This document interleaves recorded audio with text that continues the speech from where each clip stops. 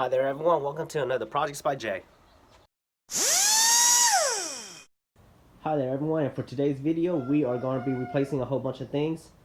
First off, brand new radiator, brand new front brake pads and rotors, new front shocks. I did the back ones a couple months ago already, and new front ball joints all around. Also new tie rods. These are the tool rentals that I got from O'Reilly, your ball joints along with a Honda adapter set and your inner tie rod set. And we're going to be doing it for this car. Also in this video, I'm also going to be replacing the timing belt along with new seals for the oil pump because I suspect it's also leaking from there. So let's get this thing started.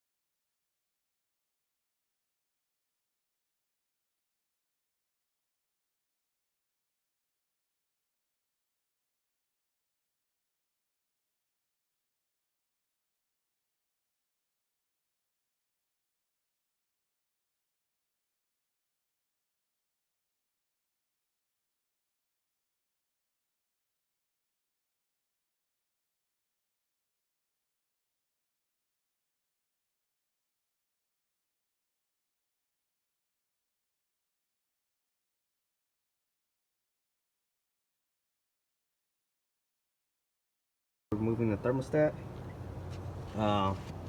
It's just these two bolts, this one and the one underneath. Let me get a better angle.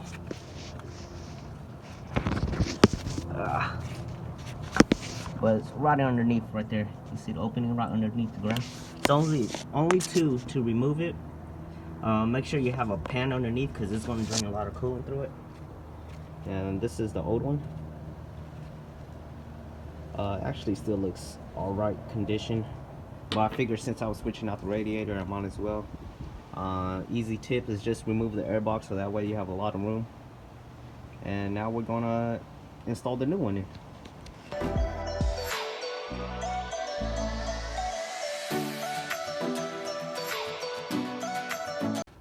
New radiator install. Custom mount for it. The other one is still on the radiator. Was a little too long. I wanted it a little bit closer to the frame here, so made a custom one. Just put a grommet through it. Already went and soldered the new connection onto, and yeah, other than that, the hose was a pain to get on. The diameter for it is a lot smaller, so it took a lot of finessing, but got it on. Same thing with the bottom. I recommend putting the bottom on when the radiator is out. Makes it a lot easier. Once it's on, you could just slide this into place. And then the top one, it's fine the way it is.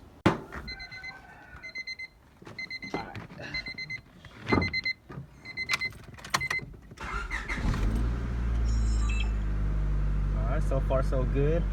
No check engine light.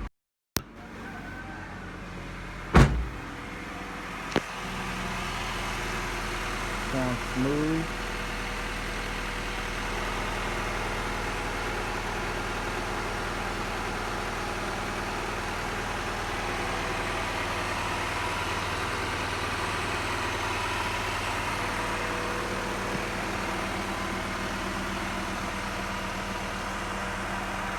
Let's check for leaks.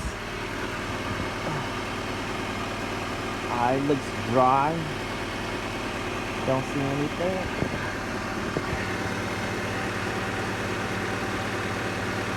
Oil pans look clean.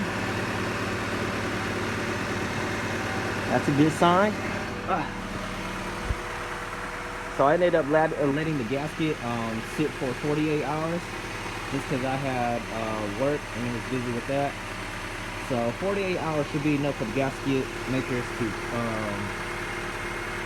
harden up.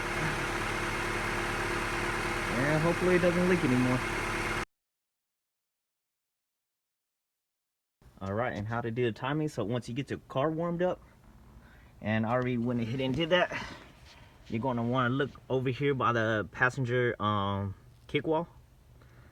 And you're going to look for this blue connector right here. I had to remove this panel in order to get to it, but some of them just stick out.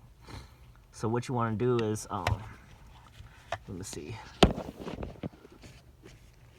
This blue connector, and you're just going to jump it.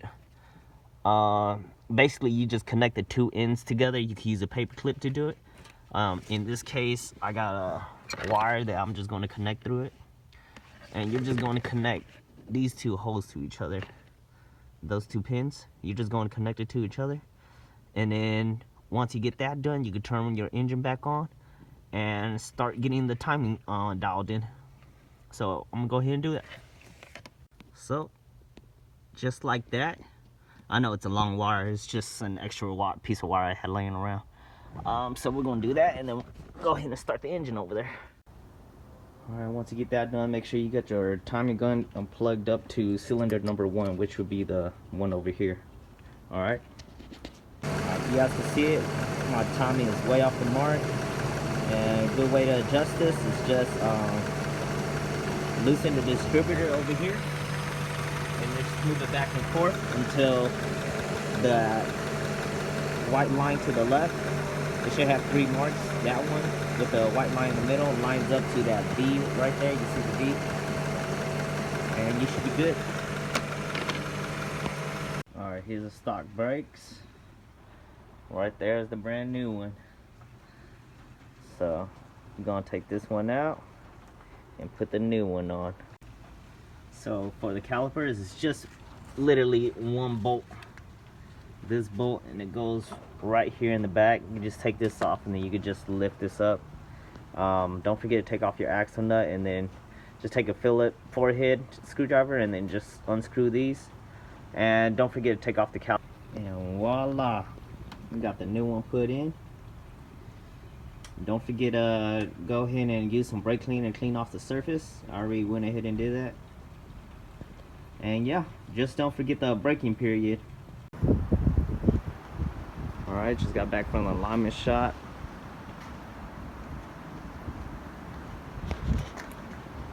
Check these out. It's so much cleaner. Gotta get some new lug nut bolts. These are starting to rust. But yeah, car is done for now.